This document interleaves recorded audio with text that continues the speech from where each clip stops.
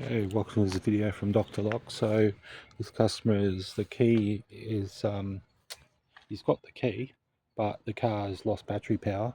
But the other thing is that when I grab his key, so he normally uses the remote, nothing's happening. But the other thing is that the key does not turn in the lock at all. So what's happened is either the ignition barrel has been changed or the door lock has been changed. So what I did is I made a key. So we'll just try it. I haven't tried it yet.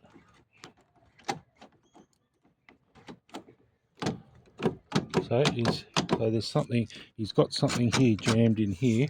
So this is the problem when you get customers that think they know what they're doing and they got no idea. So the key works, unlock, and you can hear it.